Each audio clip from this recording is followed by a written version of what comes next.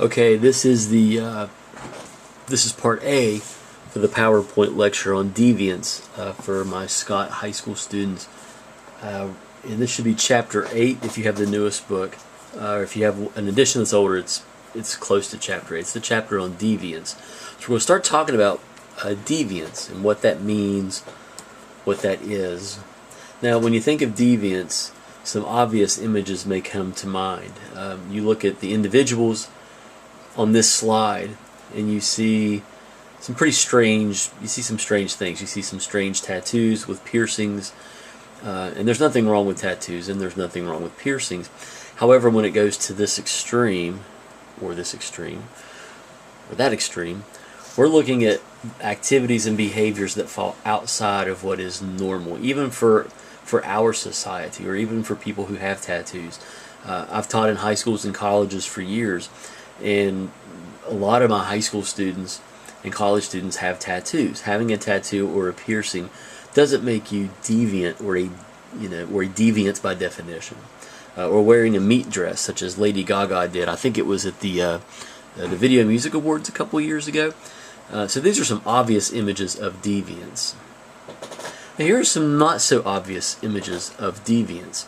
I'm going to give you a definition for deviance in just a second, and also you really need, especially chapter 8, really need to be reading the chapter on deviance. That's one of the chapters will really hit hard and that you'll really want to read and be close to. So some not so obvious images of deviance. Martin Luther King Jr. You've heard his name a lot, I'm sure. He's associated with the Civil Rights movement in the 1960s, was responsible for organizing peaceful protests. And believe it or not, U.S. women marching for the right of other women to vote. Women didn't gain the right to vote in this country until 1920. And believe it or not, women who campaigned for the rights of other women to vote in this country before 1920 were considered deviant. This was behavior that was outside of the norm. Most women before 1920 didn't really think that women should be campaigning for the right of other women to vote.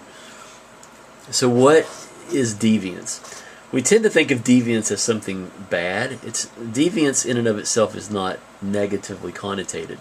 Deviance is simply the recognized violation of cultural norms. Any behavior, any activity, dress, appearance that falls outside of the norm of society is, by definition, deviance. We've already talked about norms and what norms are. Norms are expected ways of thinking, feeling, or behaving that are reflective of a specific culture or within a specific society. So we're going to talk about deviance. The first point that I want to make is that the idea of deviance can vary in one place over time. And I can give you some examples. In our country, for example, I'm going to go to divorce. We'll start right here. If you go back into the 1920s, 1930s, the divorce rate in our country was very small. It was something like 5 or 6% of marriages ended up in divorce. If you were divorced in the 1920s or 30s, you were ostracized. You were stigmatized. You were seen as being, not normal. This was not okay. Now, fast forward to today, and the divorce rate is anywhere between 50 and 60%, depending upon what statistics you look at. So in today's society, most marriages will end up in divorce. So we kind of redefine, just because someone is divorced, we don't see that as deviance or as deviant behavior. Another example would be soda or pop, or whatever you want to call your bubbly carbonated fizzy drinks.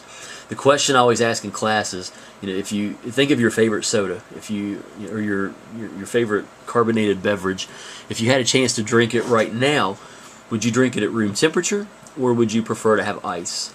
And most people within our culture prefer to have ice. Now, getting to the next idea, that deviance can vary from one place to the next.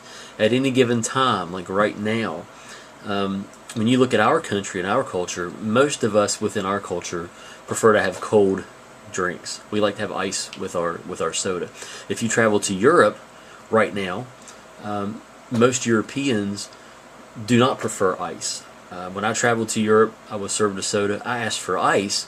The server looked at me like I was crazy. Like, why would you want ice? Well, because I want it cold. That's why. But within that part of the world, it was not normative to have ice.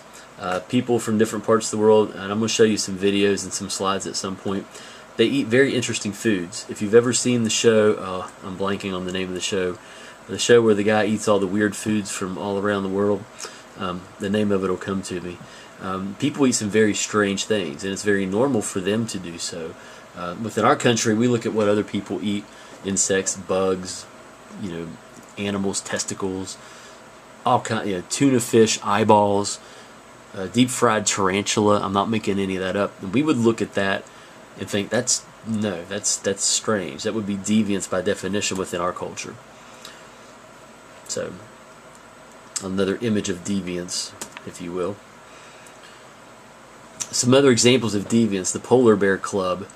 Some people will get out in the middle of wintertime and put on their bikinis, their bathing suits, and swim in freezing cold water. Most of us don't do that.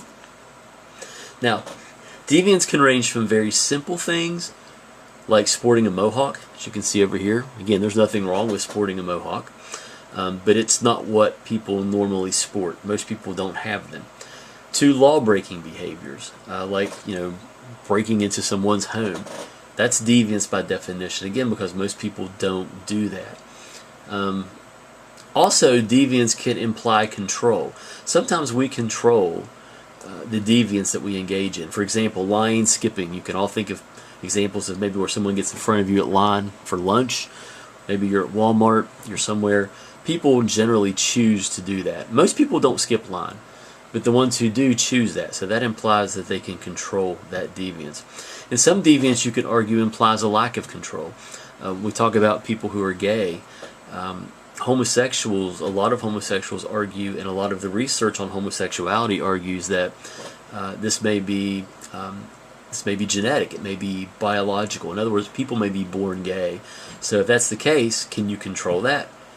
If you make the biological argument, then the answer would be no. So you can't really control that in that instance. So sometimes it implies control, other times lack of control. Now, everybody engages in deviance, okay? Deviance CE up here.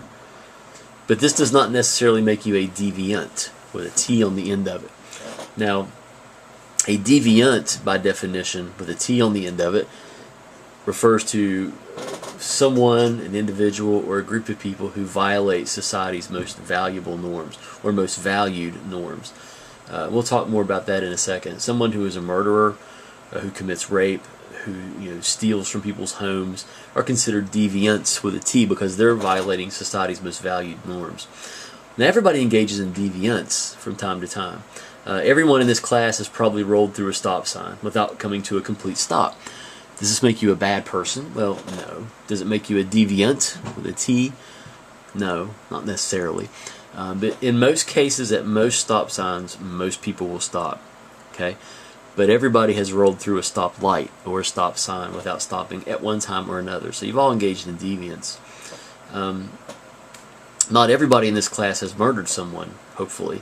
So murder would not be normal. You would be considered a deviant if you were committing murder. And thus my icon of the show, Dexter, there. Not all deviance is considered to be socially wrong, but it can still have negative effects on the person. When I ask a class, how bad is it really for someone to run a stoplight? If it's in the middle of the night, there's nobody around, you're the only car within a 100-mile radius, and you're sitting at a stoplight, is it okay to kind of go on through that? Most students, most people say, well, probably that's not terrible. Yeah, it probably would be okay. So it's not considered socially wrong. It's still deviance. Another example would be whistleblowers in a company. It's not considered socially wrong to, for example, if I work in a company and I see that my supervisors are taking advantage of my coworkers, they're stealing from them, or they're lying to them about their paychecks, or there's sexual harassment going on. If I go and tell on my supervisors to the higher-ups and say, look, this is happening, this is not right, I'm engaging in deviance because that's not normal behavior. Most people would keep their mouths shut in that situation. Another example, victims who report domestic violence. Most victims don't report when they're being abused for fear, fear of losing their children, and most of the victims are women.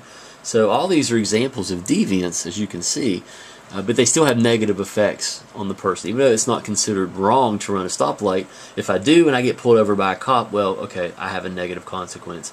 Or if I hit someone, God forbid, hurt someone, kill someone, God forbid, because I've run a stoplight, there could be negative effects on me, negative consequences for me. If I tell on somebody in my company for taking advantage of someone or for sexual harassment, that could cause problems for me. Even though it's not socially wrong to engage in that deviance, I could still get in trouble. Someone can make it really hard for me. I might lose my job. And also, victims who report domestic violence, we applaud them for doing that because most will not. So when those victims engage in that deviance of reporting it, a lot of times they get beat up even more, or their families, chastise them for bringing negative attention to the family, etc. So now, deviants or deviant groups. We're back to the idea of those individuals or groups who violate society's most valued norms. Example: murderers, rapists, Hell's Angels, members of the Klan are by definition deviants or deviant groups. Now, I'm going to go ahead and call that the end of the first part of our lecture for deviance. Thanks.